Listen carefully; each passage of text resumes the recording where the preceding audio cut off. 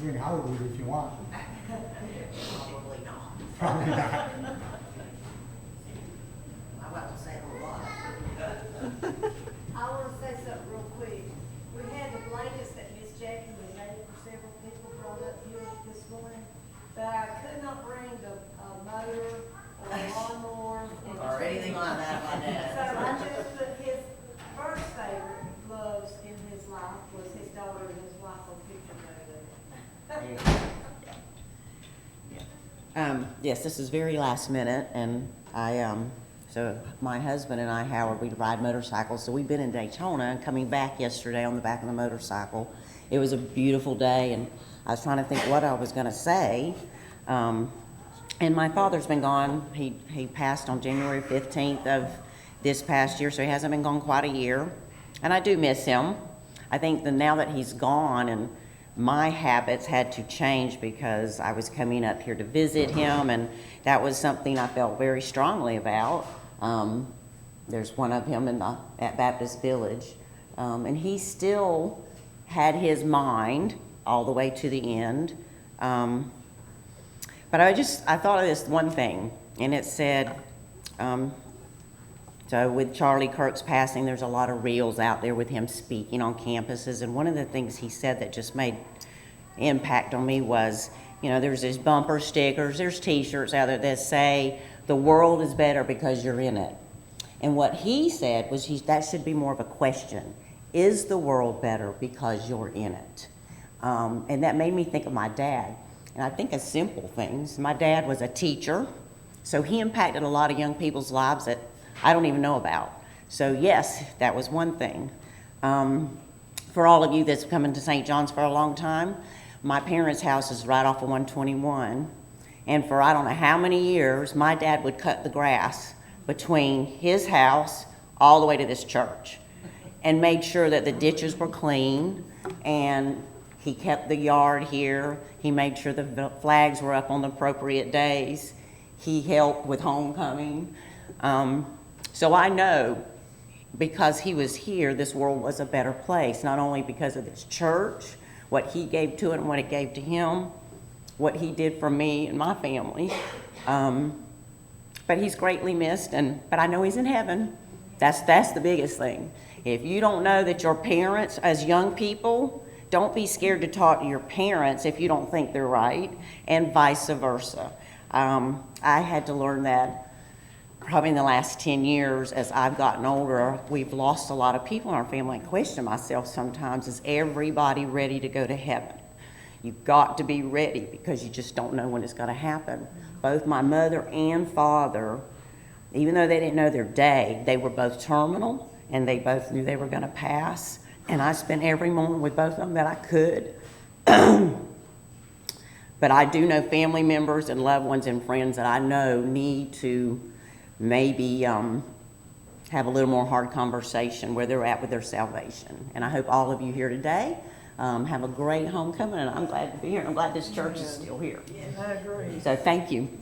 Thank you. I agree.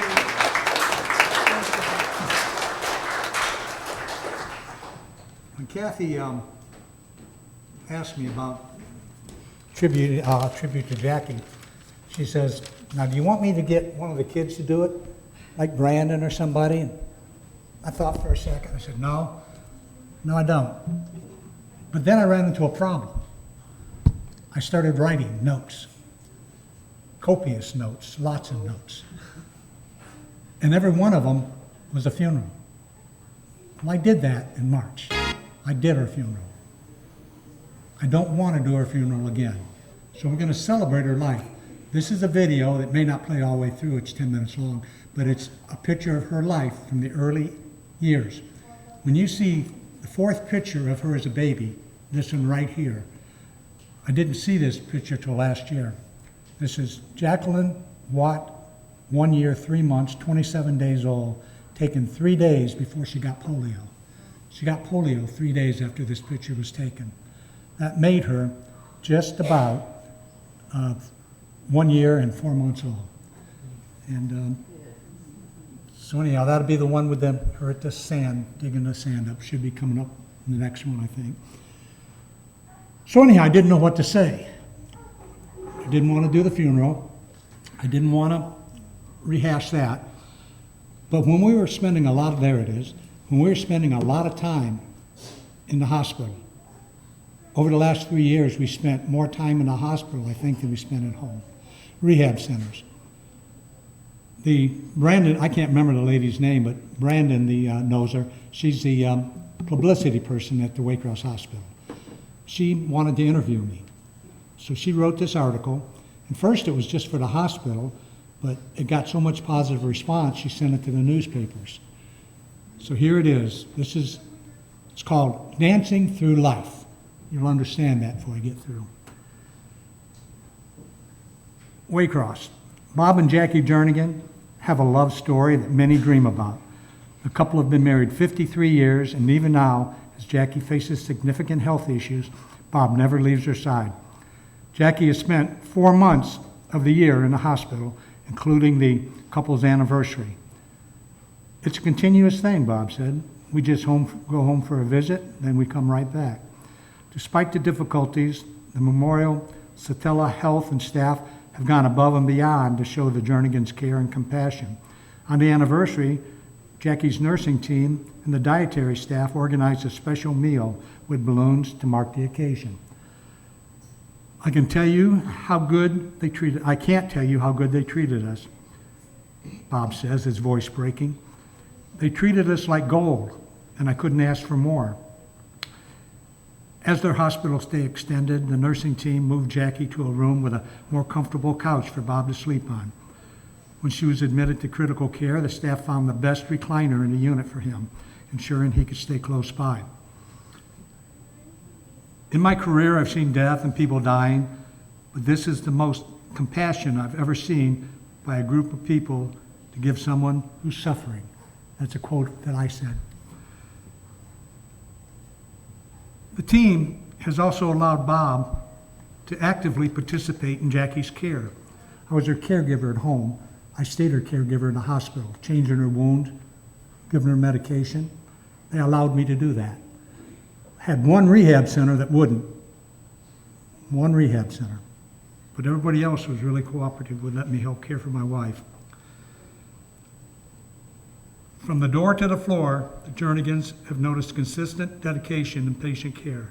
Jackie was admitted through the emergency room during her most recent stay. They treated her like a person.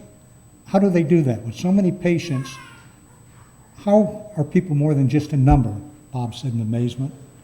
They treated us as people. They knew Jackie. Nurses had come in that had cared for her. For Bob, who has spent his career handling high-stress situations with Department of Justice, federal law enforcement, military, making decisions about Jackie's care has been the hardest challenge of my life. I never cried, ever, to this. I've walked away from hostage situations and had a sandwich, just like they do on TV. Shoot somebody and get a hot dog. Well, I didn't shoot anybody, but I did walk away and I got a sandwich. Didn't think much about it.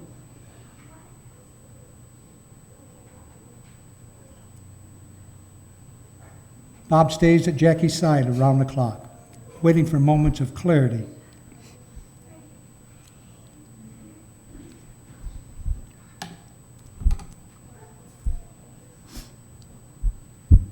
Those moments were rare sometimes. They were so good. The day before she actually passed, she had the clearest mind. Brandon was over, Robbie was over.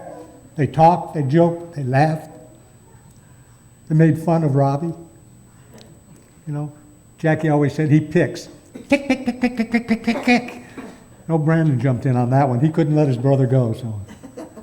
Abby was there with me. Kids were there with me.